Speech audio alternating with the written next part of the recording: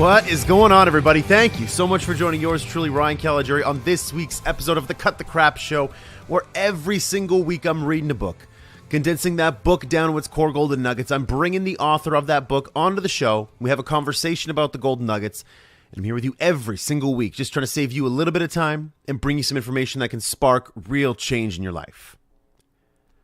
Now, before we kick into this thing, I just got to ask you all for a very quick favor. If you're listening to this on your iPhone, your iPad, through iTunes, whatever, do me a quick favor. Apple's made it very easy to rate and review the show. All you have to do is just hit the show, scroll up a little bit, and you'll see there's 1 to 5 stars. If you could do me a really big favor, hit that 5-star button and it'll submit your entry. That's it. You want to rate and review the show, just hit that 5-star button and we will be done. Nice and easy. And it means a lot to me because obviously it helps the show. And, of course, it just means a lot to me that we get your support. So if you can do that for me, I'd greatly appreciate that. Thank you so much in advance. All right, so what are we talking about this week? We're talking to Ben Parr about his book, Captivology, The Science of Capturing People's Attention. Now, I've mentioned before that I'm really starting to get into books about the mind. Books that help us understand how the mind works. Books about happiness, about creating a positive mental attitude. Because that, to me, that's everything. If you don't have that, it doesn't matter what sales script you put in place. It doesn't matter what marketing strategy you put in place. If you have a mindset that's steeped in learned helplessness, it doesn't matter what tactic you put in place. You're going to lose anyways. So I feel like before we can talk about sales and marketing, you got to understand the mind. And it's funny because we don't understand the mind at all. And yet we don't talk about it that much. So if I can start to create more of a dialogue around that, then that's what I'm going to do. And that's what I think the show is going to evolve to become. But I love books like this where we're talking about how to capture people's attention because every single one of us are trying to capture attention. Right? It's not just reserved for marketers and salespeople. No, it's reserved for the person sitting at the dinner table who's trying to attract attention of the room. This is to you as a parent, trying to attract attention of your children so they pay attention to you. If you're in the dating scene right now and you're trying to attract attention of a particular person, you have to be good at attracting attention. So how do we do that?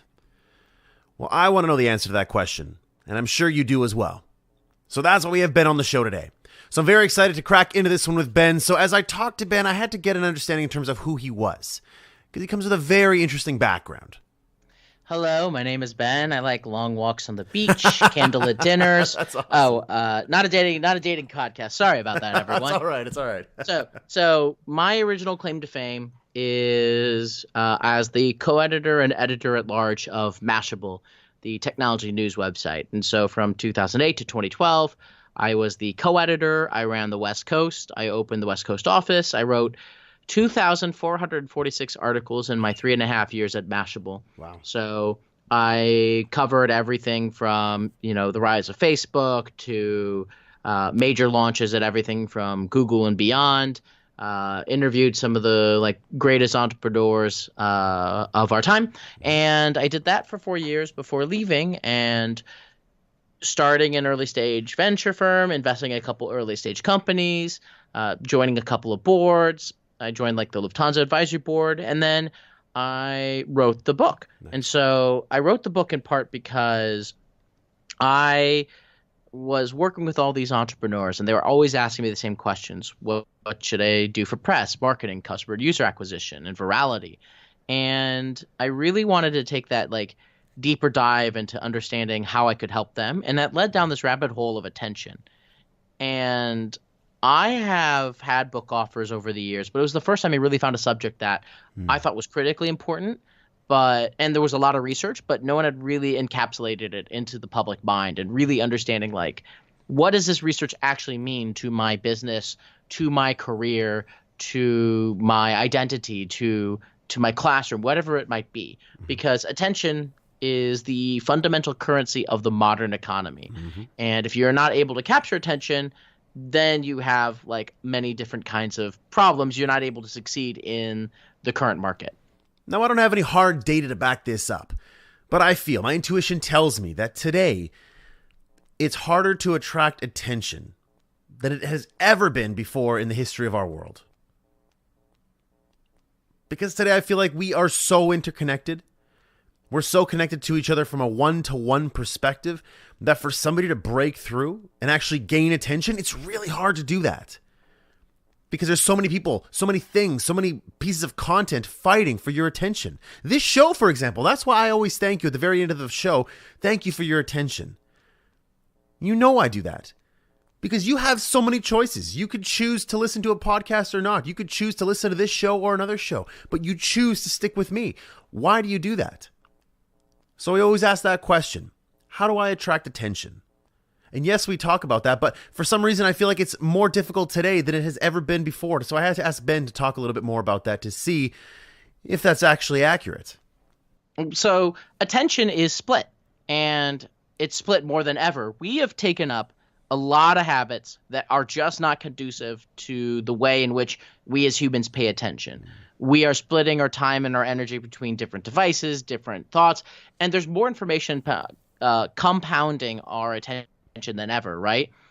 The amount of information that has been exposed to us has grown exponentially. The average human is being exposed to 70 DVDs worth of information a day or more. Oof.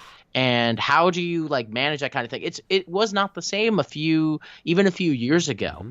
And so, especially as an examples, you are trying to get the attention of students who are born into this world. You're trying to get the attention of potential customers who have lots of other people emailing them. You're trying to get the attention of agents and of fans, and you're trying to build a career as an entertainer. Attention is and understanding how it works and understanding how to capture it is just absolutely critical. I think there was this kind of feeling that it's that just let your work show for itself. It's not really the way the world works anymore. You have to find a way to showcase it for people to notice it in the first place. All right, let's kick into this thing with golden nugget number 1, which talks about the different types of attention. There's different types of attention in that we have short-term attention and long-term attention. How does somebody capture attention in that instant, right now, and hold it for a few seconds? But then how do other people retain someone's attention? For example, some of you have been listening to the show for 3 years, from episode number 1. Before we understand the science of attention, we need to understand the different types of attention.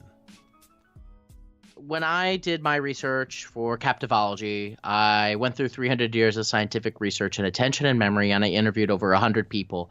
A lot of those people were PhDs and leading researchers in the areas of attention, memory, and different aspects of psychology. And it became very clear that there is a 3-stage model for attention, and we don't think of it enough that way. Typically, people think of attention as an on-off switch. I'm paying attention, I'm not paying attention, but that's not how the world works. We pay attention in 3 stages. And so you talked about the analogy of a bonfire that I often give, where when you're starting a bonfire, you put the kindling down and you start the small little bit. And then you try the ignition, even before that. You have the ignition and that first spark, and then you try to get the kindling, you try to get the little stuff going, and then you build the bonfire, you build the big fire that lasts all night. And so in my 3 stages of attention, I talk about immediate attention, short attention, and long attention. So immediate attention is the ignition, the spark, that on-off switch. Immediate attention is I'm paying attention at a subconscious level. It's when you turn your head, when you hear a gunshot, or something like that. Short attention is our short-term attention span, short-term memory. That is the kindling. That is when we're focused on, say, a TV show, or we're focused on a short video. And then there's long attention, which doesn't get paid enough attention, which is the bonfire in my example, and the logs. And that is the difference between you going out and trying to have to bang on doors and people coming to you. Long-term interest, a deep relationship. It's the difference between you launching your product, trying to get press, and Apple just saying, here's a new product, and millions of people lining up across the world in order to get it. That's the 3 stages. You have to work your way up across those stages over time, and you need to go from immediate to short to long attention. There's no way around that. But as you build up that bonfire of attention, suddenly you find that rather than you having to go out everywhere, everyone's coming to you. Now, I love the way that Ben describes that. Short-term attention. It's like the ignition, right? The spark. If somebody hears a gunshot, or they hear a car backfire, or they see fireworks. They have their attention for a split second, maybe a few seconds. And then we have kindling.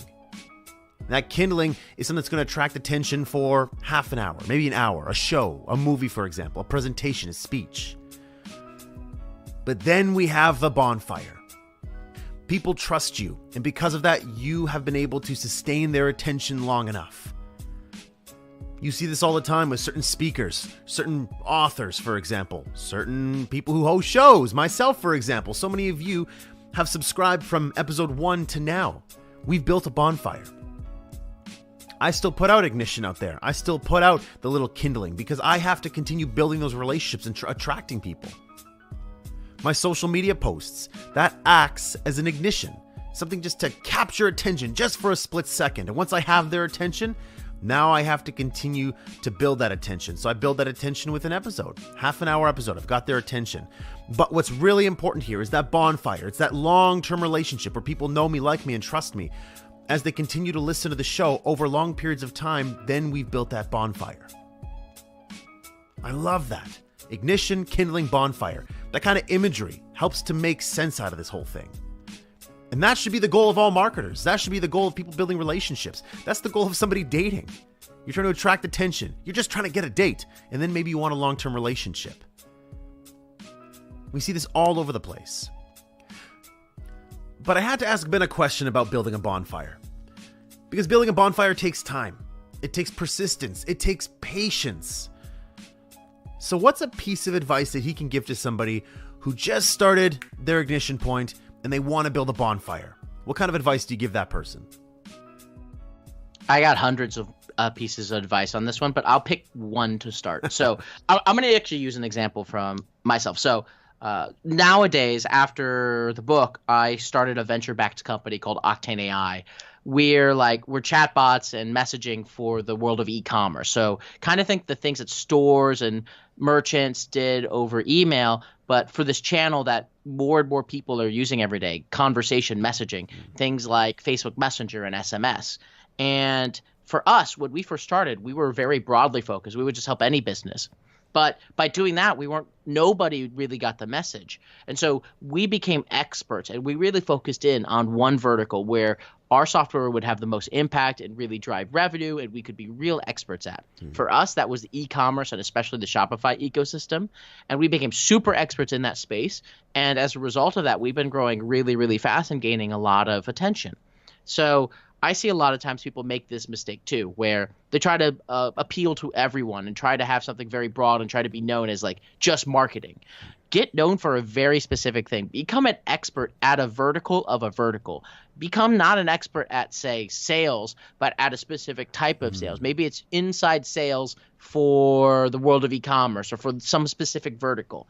The more you could focus on expertise, the more of an expert you can become, the more you can be known, and then you can expand from there. But start super narrow and then grow, because that's going to make you much more of an expert. One of the triggers in my book is about becoming an expert in the area that you're talking about. People naturally pay attention to experts, but you can't become an expert at everything. You got to be an expert at one vertical of a vertical. Now that's a great piece of information that I truly, truly believe in. When I first started out my career, I thought bigger was better, baby. I thought it was just, I'm a sales and marketing guy and I can do it all. I'll tell you this much. If you try to do it all, you're going to be pretty bad at sales and marketing. So I had to specialize. I had to figure out what within sales and marketing I could be really, really good at. But then from there it was, I'm really good at solving problems for a specific type of customer in a specific type of industry.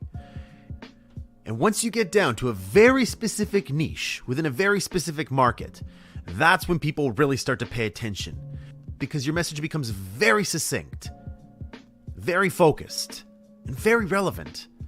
And so it's hard to ignore your message.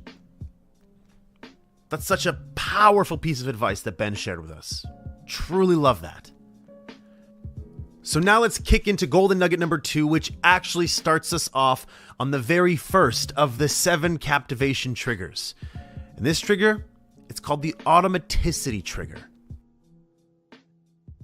So the automaticity trigger is the fact that certain sights, sounds, symbols, and sensory cues capture our attention at an automatic and subconscious level.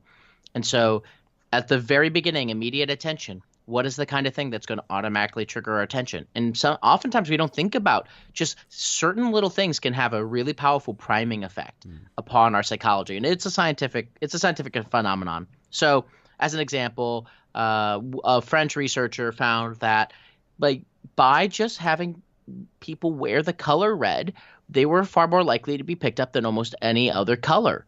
Not just because it both stands out from its surroundings, so that it has a high contrast at a visual level, but also there's this association with red and romanticism or red and danger. And so we pay more attention to red in a lot of situations than others. Same reason, for example, why Amazon's buy buttons are yellow and orange. They stand out very highly from other colors on multiple screens, and they've tested that really detailedly and works really well. But like there's also just like an immediate thing and an immediate symbol that makes you remember something. And so like I talk about in the book something, the heartbleed bug, which was a couple years ago, that got a lot of attention purely because of the symbol itself, this red bleeding heart that you could remember, and you could remember it really, really clearly. I was actually watching something this morning about how renaming certain animal species will actually have a major impact on how much money people give to conserve them. Wow. So there was the like humpback dolphins of Hong Kong, and not a lot of people were paying attention to it. Then they renamed it like the Hong Kong pink dolphin, which it is a different hue, and that dramatically increased the amount of donations to the cause of conservation because it created a sense of identity, because it was visually interesting, because it stood out. But this is super important to think about. What is the impact from an association and from a contrast standpoint of any symbol, of anything that I put out there? Now, the automaticity trigger is something that we use quite often in marketing. You look at certain colors, certain shapes, certain sounds, and you can use those to your advantage to attract attention, to ignite someone to take action, to just capture their attention for a split second where they say, wow, that stands out. But this idea of actually capturing someone's attention by standing out, we need to understand two things. We need to understand contrast, and we need to understand association. So it really comes down to understand the contrast that a certain sensory symbol has, and then understand the associations that it has with your target audience. So the contrast is purely like loud sound in a quiet room or specific color across a different color scheme. And there's different tools that can help you do that. And that's a very basic one. Like our eyes do naturally just go towards certain colors in certain situations. Now, the other piece of that is the more complex part. That is the associations that we have with these different symbols and colors. And so as like an example, using the color green in packaging can work well in a country like the US, but doesn't work well in other countries because it symbolizes death as an example, or funerals. And so you have to really understand that audience. And lots of companies, big and small, have made this mistake of being like one company I talk about used a perfume based on a flower that is used often at funerals in South America, and of course that that perfume did not succeed in any kind of way. Wow! So you got to like really understand what is the symbolism to the target audience from a color perspective, from a visual symbol perspective, from other perspectives, and then what is the actual audience? What are their biases? And like use that research to really connect the two. Another great takeaway. If you're looking to attract attention, you have to look for things that contrast. So maybe something bright in a dark area or something loud in a quiet space. You have to look for those points of contrast.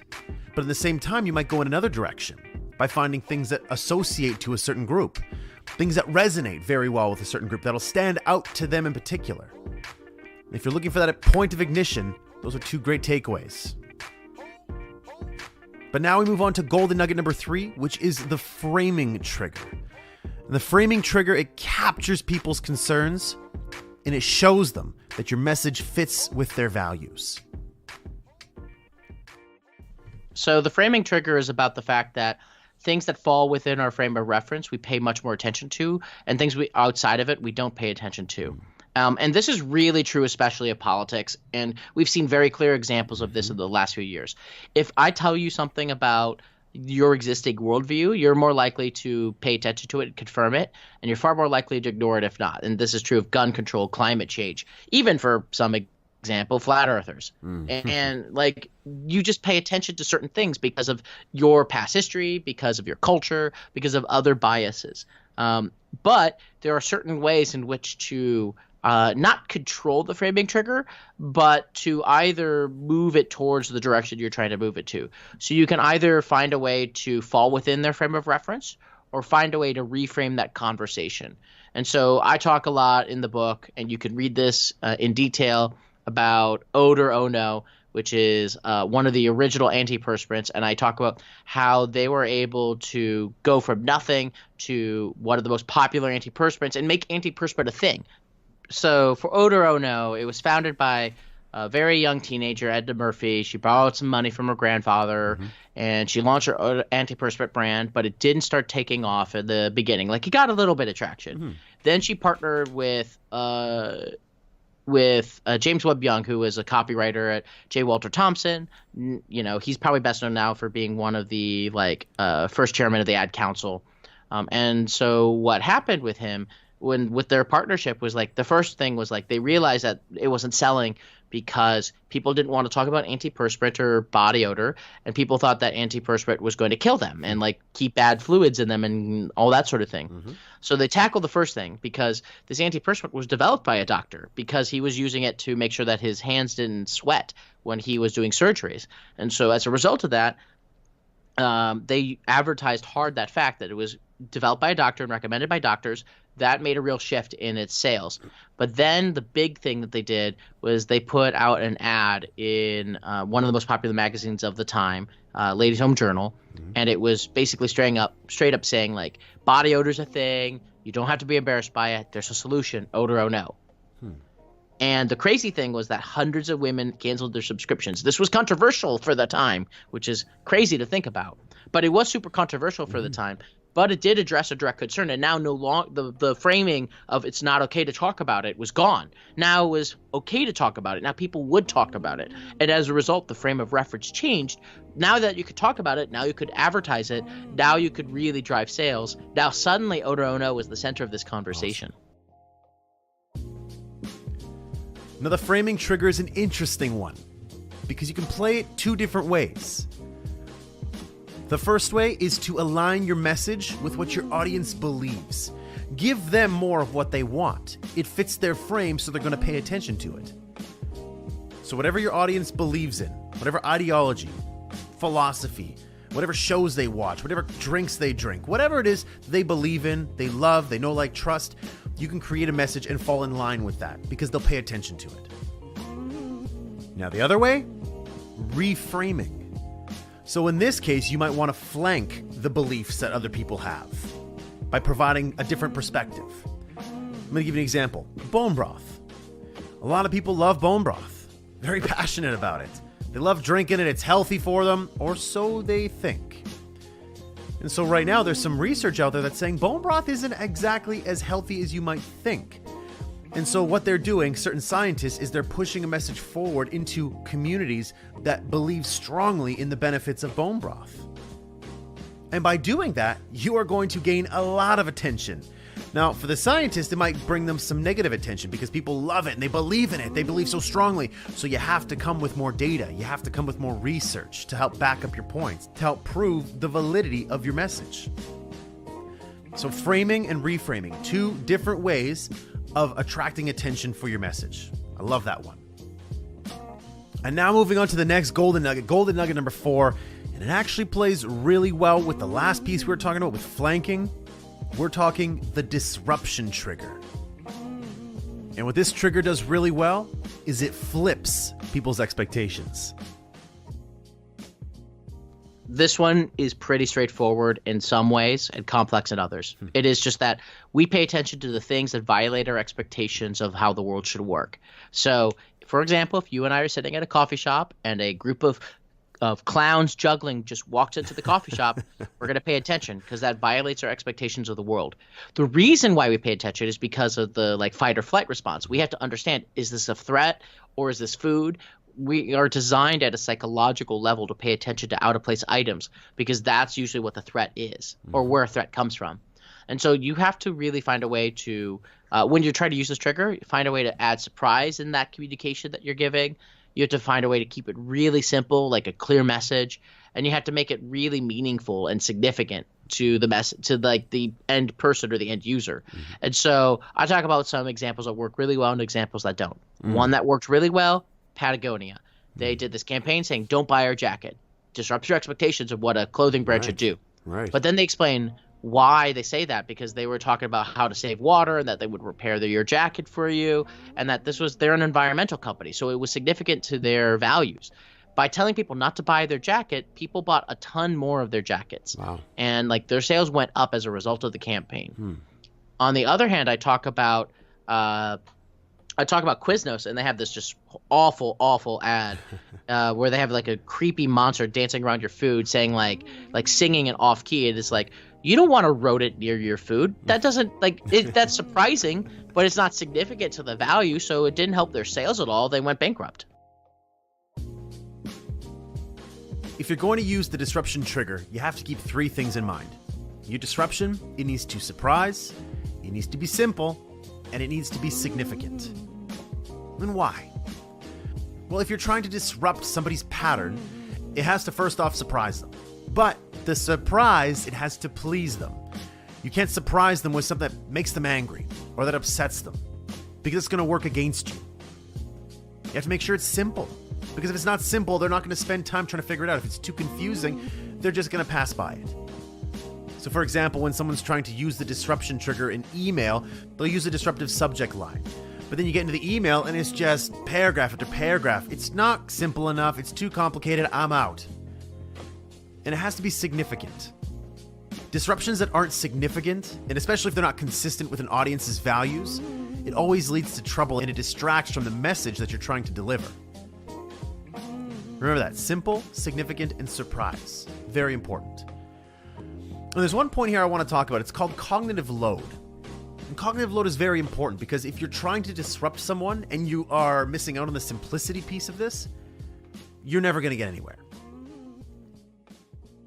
So I talk, there's a lot of psychological discussion in the book. And so one thing I do talk about a lot is how our brain handles and processes information. The cognitive load is essentially that, especially as you go throughout the day, more information is being presented to you, this wave of information, especially when you have to make decisions. You eventually have decision fatigue, your cognitive load increases, and then you have less attention to spread around to things, and you have less ability to pay attention. And so if your message is too complex, it can increase cognitive load. And if you're targeting people when they are at their most attention disrupted, they are looking at 3 things, they've been making lots of decisions all day, cognitive load plays a factor as well. There's a study, they found that judges tend to make the most sound judgments, or at least make judgments where they forgive or like lighter sentences right at the beginning of the day or right after lunch, when their cognitive load is like decreased and their attention fatigue is decreased, and it's highest right at the end of the day. So literally, if any of you are about to get sentenced for prison, make sure you get the earliest slot in the day possible. I am not kidding. That will actually work. You may thank me, I guess, later. Let's just hope that piece of advice never applies to you and you never have to use that. Moving on to golden nugget number 5. Now we're talking about the reward trigger. And I love this trigger because it talks all about the brain. It talks about neurotransmitters, dopamine levels, all that stuff that I love. I talk about the human reward system, which we think we know, but we really don't, which is that we are really, really triggered to go and seek rewards, right? But rewards and the dopamine system that powers them. So here's the thing. Dopamine, we think of it as this thing that creates pleasure in the brain. That's not really true. What it actually creates is a wanting response, a desire for something. This was part of research done at the University of Michigan. And so what actually captures our attention is the wanting response that comes from dopamine, not the actual opioids that create pleasure once you've actually achieved their reward. So I talk about 2 main types of rewards, extrinsic and intrinsic rewards. And these kinds of rewards Like intrinsic are like very, very tangible. They're very short term. They're like food, money, sex. I talk about 6 different ways in which extrinsic rewards can be given. And then intrinsic rewards are like longer term kinds of rewards, long attention rewards, the bonfire rewards. They are things like feelings, autonomy, the feeling of mastery, the feeling of like you have a purpose in life, things like that. And you need to use both in order to really capture attention completely. Because, for example, if you are applying for a job, or you're deciding on a job, or you want to stay at a job, you need to have both, like the feeling of like there's a purpose to my job or I'm mastering something, the intrinsic reward, but you also need the extrinsic reward. Am I getting paid for what I'm doing? Am I getting a bonus? Am I getting rewarded and felt loyal by gifts and things like that? You must do both as an employer to capture attention. Now there's a good takeaway. Utilizing the reward trigger in both extrinsic and intrinsic rewards, very valuable. Both rewards have some value in the right context. For example, you might want to use an extrinsic reward if you're trying to gain attention by trying to get somebody to attend your conference, trying to get somebody to attend your speech. If you are trying to get donations, for example, you might have the prospects of winning a grand prize. And the greater that extrinsic reward, the greater attention you're going to receive. The challenge with that, though, is that once somebody actually receives that intrinsic reward, they stop paying attention altogether. So that's the downside. It's great if you're trying to achieve some short-term objective, but not great in the long term. In the long term, though, the intrinsic rewards like mastery, autonomy, purpose, helping people achieve a state of well-being, satisfaction, they're getting pleasure out of connecting with you, that actually feeds people's bonfires and offers long-term immersive value.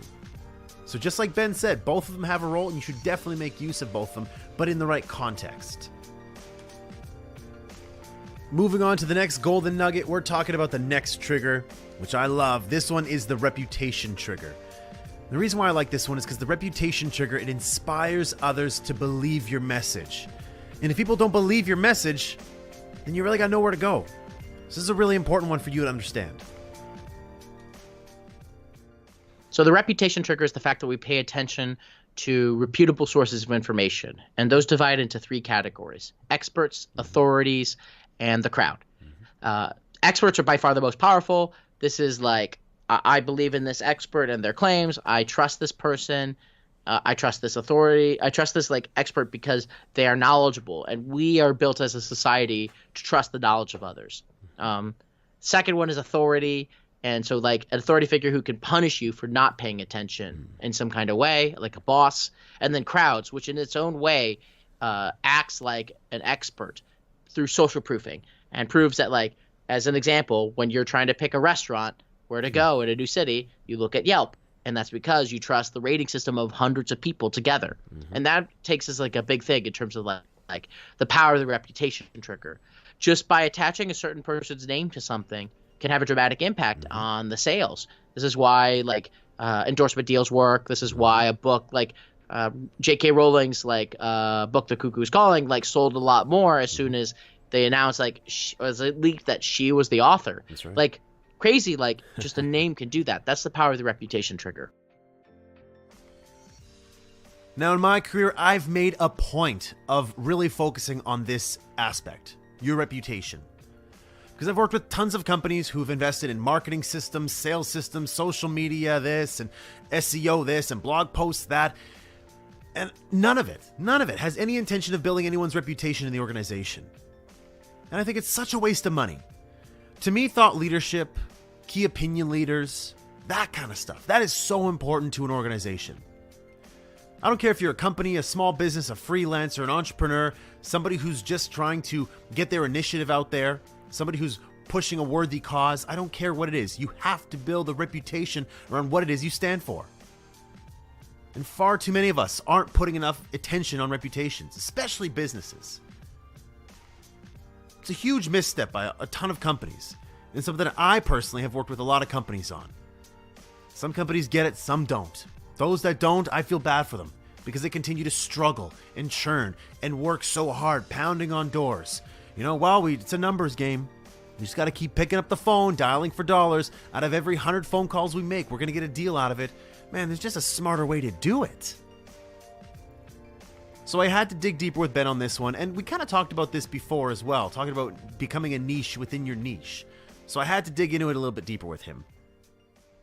We actually did discuss this a little bit, which is becoming an expert in a niche of a niche. And so this is like you're creating your blog, you're creating your other content. The more content you create around one specific subject and you keep it focused, the quicker you will be recognized as an expert. And by doing that, not only are you getting like creating a podcast or whatever, but your resume becomes stronger because suddenly when people are looking to hire you as a consultant or as a full-time hire, when you are known as an expert in that area or vertical through the content you created and the work you've done, you are by far not only going to get hired, but like be able to demand more because fewer people have that expertise in that niche of a niche. Lots of people are quote unquote experts at marketing. Very few are experts on, say, Facebook Messenger bot marketing or e-commerce messenger bot marketing. That sub-vertical, and you're in that sub-vertical, you need that expert. Like there's very few of those people. You can win that. Again, this to me, one of the most important elements in the book, building a strong reputation around your expertise, around a specific niche. It's so critical. And if you're not thinking about that, why the hell not? You gotta start thinking about that. Because I'm telling you, you'll become more valuable and you will become almost irreplaceable in your industry if you are able to build a reputation on a specific niche, within a niche. I love that takeaway. Moving on to the next golden nugget, we have 2 triggers left. This one, we're talking about the mystery trigger. What the heck is the mystery trigger all about? So this is getting into the longer stages of attention. How do you capture attention over the long term, the long attention, the bonfire? Because some of the triggers we talked about before are immediate and short attention triggers, right? Automaticity is for sure about catching immediate attention, and disruption is for sure about catching short attention.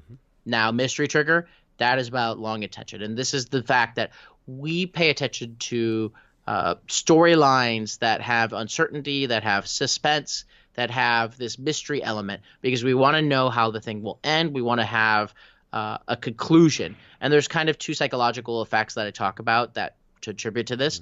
One is uncertainty reduction theory, which is that our desire is always to reduce uncertainty in any situation, especially when, for example, we talk with a stranger. Our goal is to learn more about that stranger so that we can figure out quickly, like, am I comfortable with this person? Do I need to leave? Is it worth it? That sort of thing.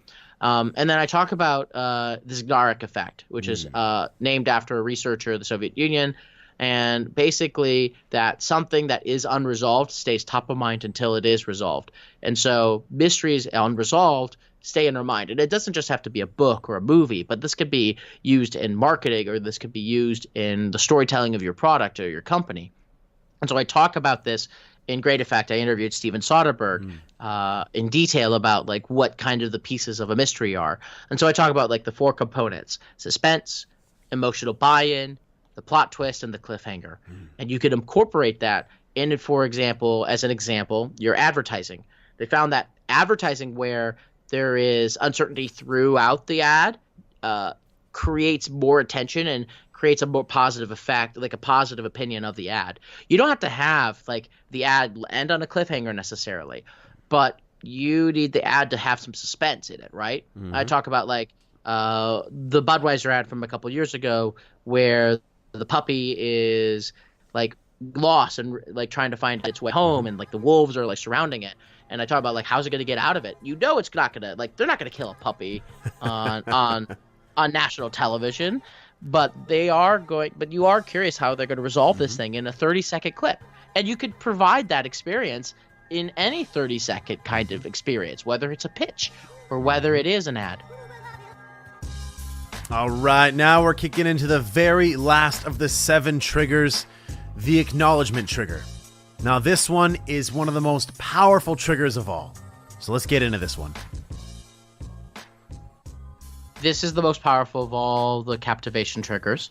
This is the fact that we pay attention to and build relationships with the people and ideas that provide us recognition, validation, and empathy specifically.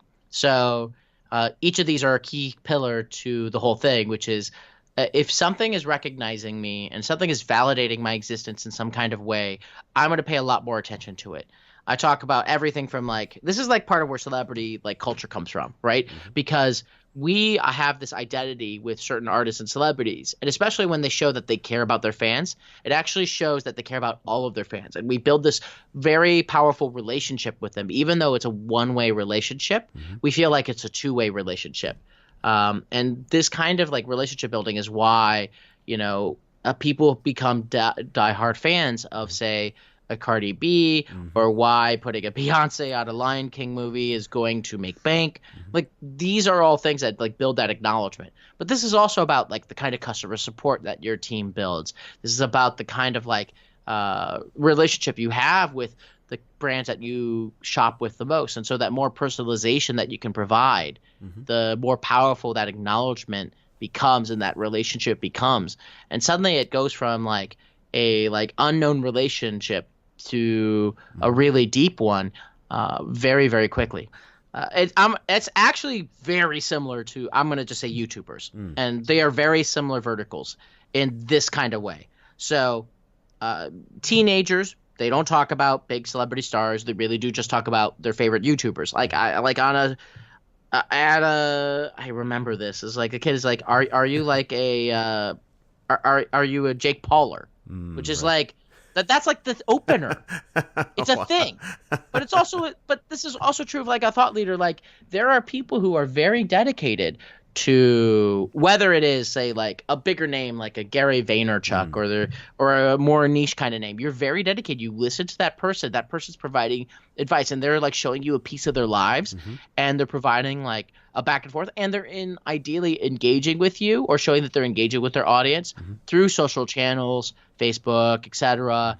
They are acknowledging what you say. Like, Gary does a very smart thing where he like does video answers to some of his not just his fans, but to his critics. Totally. And that work, like regardless of what you think of like him, he is a master at understanding his audience and attention and responding back and being pretty genuine about it. Totally. You don't have to, like, not everyone's going to love it, but the people who do really do love it.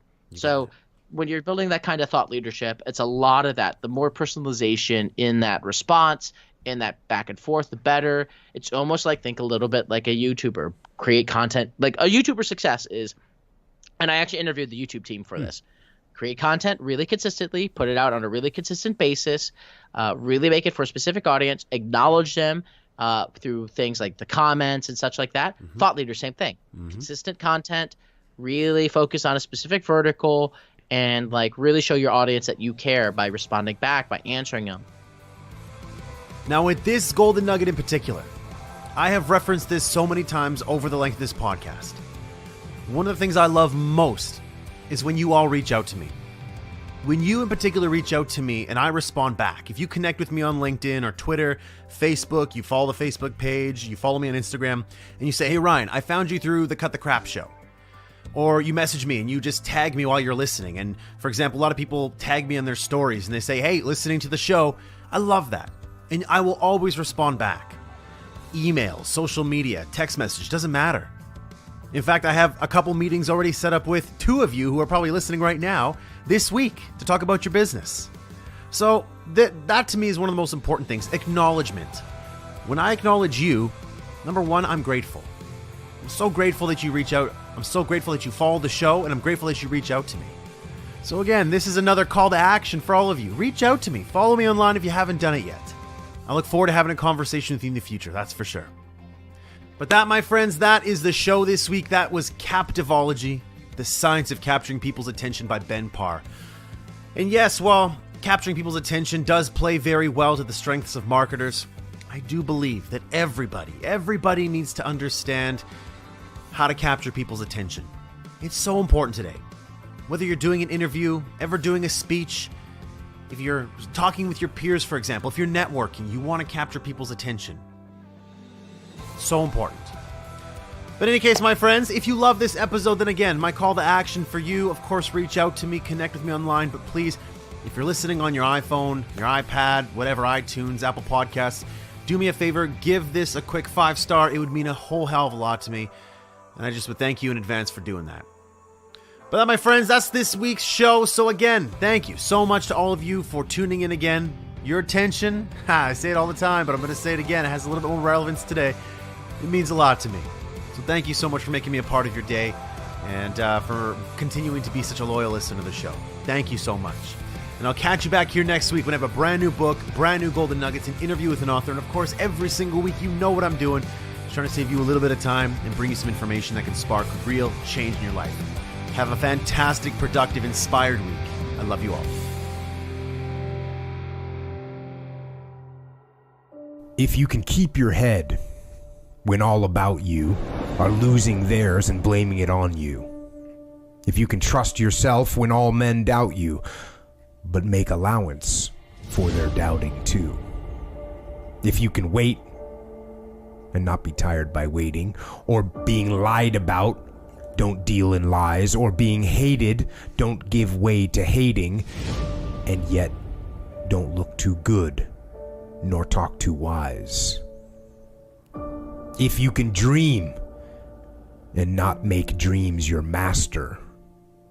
If you can think and not make thoughts your aim.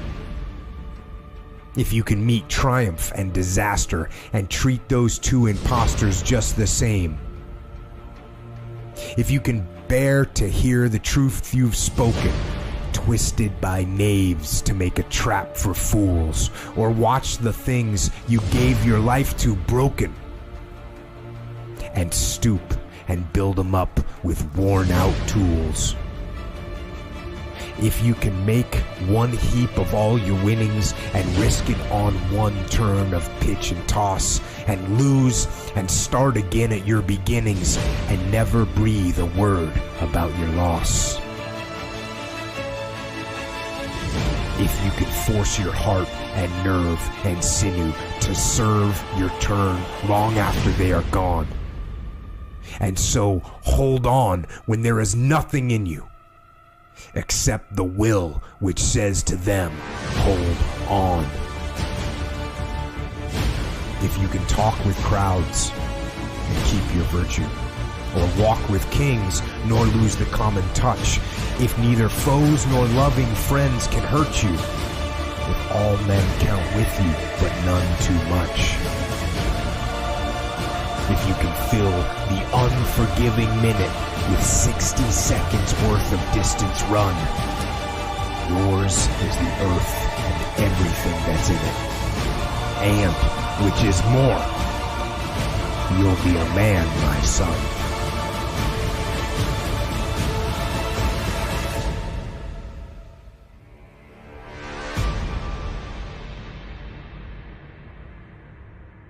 There's all kinds of different ways to break. You can break physically, you can break mentally, you can break your heart, you can break your spirit, and none of those are fun, and all of those are gonna leave a mark. But the mark that they leave can be the mark of victory, or it can be the mark of defeat. Because every time you break, and in every way that you break, while it's a chance, it's definitely a chance for you to give up and for you to just to fall apart. But there's also opportunity. There's opportunity to get stronger, and get smarter, and get faster, and get tougher, and get more stable, and get more resilient, and get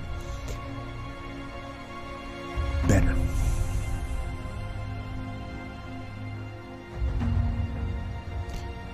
When you break, you have the opportunity to show the world, the whole world, what you are really made of. So if you break, if you break, the fight isn't over. In fact, if you break, the fight is just beginning. And as you crawl up and out of that dismal and wretched place, you're covered in blood and sweat and dirt and filth as you rise above what you were. And as you take the form of who you are supposed to be, you will see that in the very act of standing up, in the very act of fighting on, you will become and you will remain